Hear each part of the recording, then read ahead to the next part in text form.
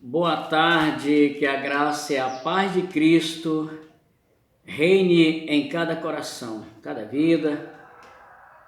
Estamos na continuação do nosso assunto, conceito real do dízimo. Agora nós vamos trabalhar no quarto vídeo sobre este assunto, entrando agora no Novo Testamento, o dízimo no Novo Testamento. Estamos chegando à conclusão, toda a história tem começo, meio e fim. Então nós estamos andando para o fim sobre o estudo, a reflexão, o estudo sobre o dízimo, e com certeza teremos uma conclusão maravilhosa para as nossas vidas. Talvez alguém possa dizer: Pastor Rudinho, e agora? Estou pregando, ensinando sobre o dízimo desta forma, como é que nós vamos agora manter nossas igrejas? Calma, meu irmão, calma, povo de Deus. O importante é nós entendermos a Bíblia como ela é. Nós seguindo os conselhos de Deus, tudo se torna melhor que quando nós seguimos nossas próprias ideias, nossos próprios entendimentos. Nós estamos entrando no Novo Testamento, mas vamos entender algumas coisas. No Novo Testamento eu encontro pouca coisa sobre dízimo, mas vamos refletir as partes que falam sobre dízimo, vamos entender. Primeiramente, eu observo que nem João Batista, nem Jesus, nem os demais apóstolos, nem mesmo as igrejas do Novo Testamento, nenhuma delas eu encontro elas cobrando dízimo. Não encontro. Jesus nunca cobrou dízimo, ele nunca deu dízimo. E isso nos faz perguntar: será que Jesus era mentiroso, ladrão, amaldiçoado, como alguns falam, se a pessoa não der o dízimo é isso? Não, nós precisamos entender. Já falei no começo do estudo, no primeiro vídeo, que a Bíblia tem dois testamentos, o Antigo Testamento e o Novo Testamento. Pois bem, precisamos entender. Agora no Novo Testamento, sempre me ensinaram que a nossa base é o Novo Testamento. Então, porque já falamos que o Antigo Testamento é com a nação de Israel, agora vamos entrar para a questão, a igreja. Pois bem, então nós vemos agora alguns textos que Jesus falou sobre a palavra dízimo, mas vamos entender por que ele falou. Primeiramente em Mateus capítulo 23, no versículo 23. Mateus capítulo 23, versículo 23. Jesus disse assim: ai de vós, escribas e fariseus hipócritas, porque dais o dízimo da hortelã, do endro e do cominho, e desprezais o mais importante da lei, o juízo, a misericórdia e a fé. Devis, pois, fazer essas coisas e não omite aquelas. Ok? Jesus estava fazendo aqui o retrato falado dos fariseus, dos hipócritas. Os fariseus, eles continuavam no Novo Testamento na prática do dízimo, para se justificarem que eram justos, que eram perfeitos, que eram fiéis, que eram bons mesmo a Deus. Então eles davam o dízimo até do tempero. Pela lei, pela prática da nação de Israel, estaria certo. Mas Jesus aqui, o que eu entendo, porque muitas pessoas já fazem esse estudo aqui, pegam esse mesmo versículo, aí eles pulam algumas coisas aqui. Eles não falam dos ai de vós, escribe fazer hipócritas, dais o dízimo. Quer dizer, eles pulam algumas coisas e fica sem sentido o assunto. Mas aqui nós vemos que Jesus não estava elogiando, apoiando os fariseus por serem dizimistas. Ele estava censurando-os pela hipocrisia deles. Então eles queriam se ficar pela questão do dízimo, pela lei, ele viu pela lei. Jesus está mostrando que por essa maneira jamais se tornariam perfeitos. Então, meus amados, Jesus falou ai de vós, escribas e fariseus hipócritas, pois que dais o dízimo da hortelã, do endro e do cominho, e desprezar o mais importante da lei, o juízo, a misericórdia e a fé. É isso que Jesus estava querendo daquele povo e quer de nós hoje. Ele mesmo disse: ide e aprendei o que significa misericórdia, querem não sacrifícios.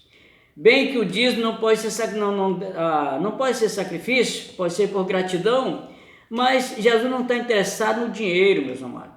Ele está interessado aqui, ele agora falou aqui, o que interessa para ele? Que ele deve priorizar é o juízo, a misericórdia e a fé. A misericórdia e a fé. Isso sim que é importante para o ser humano. Esse que ele estava querendo, cobrando fazer, que é que eles não tinham. Hoje, quanta gente também está faltando essas três coisas. O entendimento do juízo. Qual é o juízo? É que Cristo foi justiçado por nós. Ele pagou o nosso preço, ele foi morto no nosso lugar, ele cumpriu a nossa penalidade. Então, é o juiz de Deus, ele sofreu juízo por nós. A misericórdia, que devemos ter misericórdia uns dos outros, mais importante do que ficar julgando e condenando as pessoas em que é amaldiçoado e ladrão vai para o inferno, enquanto que o mais importante é a misericórdia. E a fé. A fé não depende do dia, a fé depende da confiança, da convicção genuína, da salvação pela graça de Jesus, na misericórdia de Deus, na graça de Jesus, pela fé que nós somos justificados, e não pela lei, não por dízimo. Não estou aqui dizendo que alguém que é proibido entregar dízimo, não é isso que nós estamos estudando a Bíblia como ela é, ok? Então, o outro texto que Jesus falou sobre o dízimo também, nós encontramos em Lucas, no livro de Lucas, no capítulo 18, do versículo 9 a seguir, quando ele falou da parábola do fariseu e do publicano. Vamos ver, vamos entender? E disse também esta parábola a uns que confiavam em si mesmos, crendo que eram justos e desprezavam os outros. 2 homens subiram ao templo a orar, um fariseu e outro publicano. O fariseu, estando em pé, orava consigo desta maneira: ó Deus, graças te dou, porque não sou como os demais homens, roubadores, injustos e adúlteros, nem ainda como este publicano.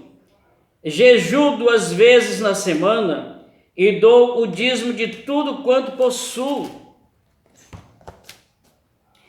O publicano, porém, estando em pé de longe, nem ou ainda queria levantar os olhos ao céu, mas batia no peito dizendo: ó Deus, tem misericórdia de mim, sou pecador. Digo-vos que este desceu justificado para a sua casa, e não aquele, porque qualquer que a si mesmo se exalta será humilhado, e qualquer que se humilhar será exaltado. Essa foi a lição que Jesus deu. Os fariseus se justificavam e desprezavam os outros. Eles se justificavam porque eu sou dizimista, eu jejuo, eu oro, e tal. E eu não sou igual esse outro aqui, não é dizimista, é mentiroso, é ladrão, é amaldiçoado. Meus amados, olha só as coisas como acontecem. E Jesus deu valor ao publicano, que simplesmente isso aí foi reconhecer, admitir.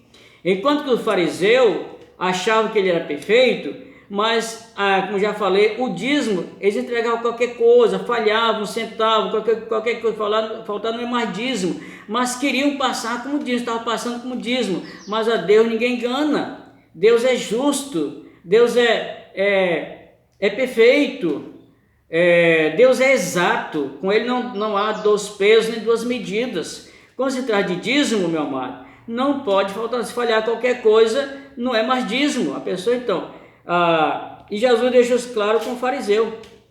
Então, o mundo está cheio de fariseus que estão se vangloriando, que são dizimistas e que são nada, não são, estão falhando. Eu já expliquei isso nos demais vídeos anteriores. Reflita cada vez mais, meus amados.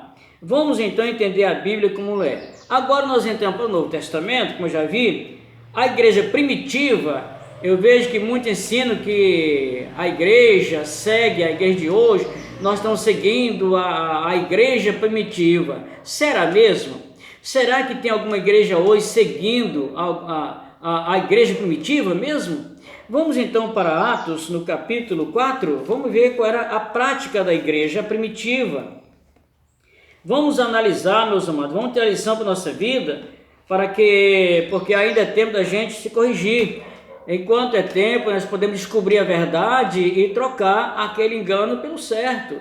E vamos mudar de entendimento, e ao invés de estar julgando e condenando, amaldiçoando as ovelhas pelas quais Jesus deu a sua própria vida, derramou seu sangue, vamos abençoá-las, e nós vamos falar sobre bênção posteriormente, em outro vídeo. Então, no capítulo 4 de Atos, do versículo 32 a seguir, nós temos aqui a prática da igreja. E era o coração e a alma da multidão dos que criam, e ninguém dizia que coisa alguma do que possuía era sua própria, mas todas as coisas lhes eram comuns. E os apóstolos davam com grande poder testemunho da ressurreição do Senhor Jesus, e em todos eles havia abundante graça. Não havia, pois, entre eles nenhum necessitado algum, porque todos que possuíam herdades e casas, vendendo-as, traziam o preço e que fora vendido, equivalente ao valor, e o depositavam aos pés dos apóstolos. E repartia-se a cada um segundo a necessidade que cada um tinha. Então José, cognominado pelos apóstolos, Barnabé, que traduzido, que é filho da consolação, levita, natural de Chipre, possuindo uma herdade, vendeu-a e trouxe o preço e o depositou aos pés dos apóstolos, ok? Essa é a prática da igreja primitiva. A igreja primitiva, em nenhuma parte, eu vi aqui no Novo Testamento, os apóstolos, nem Jesus, nem João Batista, nem os apóstolos, nem igreja, nenhuma igreja do Novo Testamento exigindo, cobrando dízimo. Não, porque o dízimo é da lei, não estamos pela lei, mas pela graça por meio da fé em Cristo. Então, meus irmãos, não estão mais debaixo de maldição, estão debaixo da bênção que foi prometida a Abraão e chegou a nós.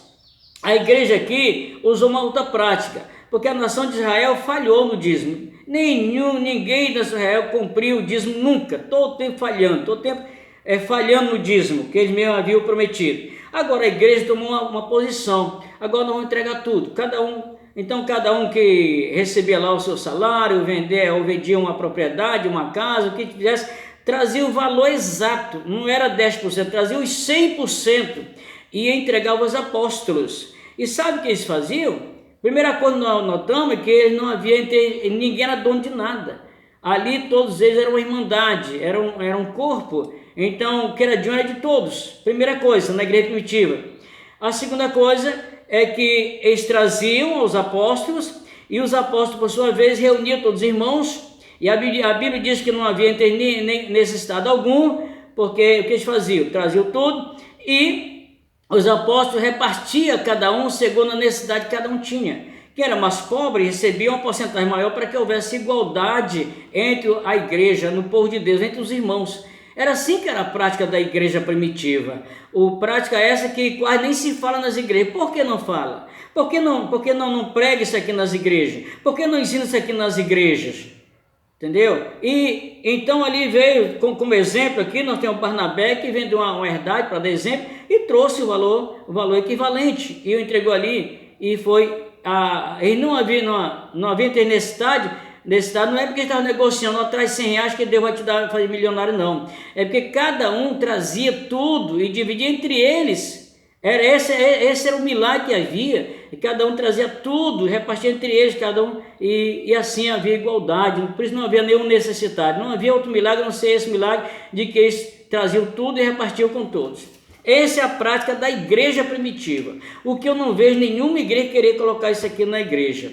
Os apóstolos não embolsavam o dinheiro não, como hoje o dízimo é do pastor, e o pastor pega o dinheiro dos seus adeptos, e não é o dinheiro do pastor, e some com esse dinheiro, e vão aplicando outras coisas, não. Era para o bem das próprias pessoas, para ajudar as pessoas, para ajudar os irmãos que estavam pregando o evangelho, tudo bem, mas era assim que se aplicava. Mas também essa comunhão também acabou. Depois veio lá o Ananias, vendeu a propriedade, combinou com sua esposa e deram só uma parte. Por esse motivo mentiram ao Espírito Santo, morreram na mesma hora. Eles morreram não é porque eles falharam no dízimo, não, é porque eles mentiram ao Espírito Santo, que eles tinham vendido por tanto, foram dizer que era por tanto e ficaram com uma parte. Então, meus amados, até aqui nós estamos estudando o dízimo agora no Novo Testamento, ok? Vamos entender, porque Deus tem o melhor para todos nós. Vamos trabalhar da maneira que Deus nos ensina, não da maneira que nós planejamos, que nós queremos. Que Deus nos abençoe com mais essa mensagem, essa reflexão. Estude esses textos, analisem, porque isso é importante, ok? E nós estamos estudando agora o dízimo no Novo Testamento e logo mais estarei trazendo mais outro vídeo com a mensagem sobre o dízimo, aí, sobre a contribuição no Novo Testamento, para nós tirar nossa conclusão, como devemos proceder hoje no Novo Testamento, a igreja de Cristo, não como nação de Israel. Que Deus abençoe, muito obrigado pela sua atenção, que Deus lhe abençoe grandemente, em nome do Senhor Jesus, que vive e reina para sempre. Amém e amém. Glórias a Deus. Aleluia.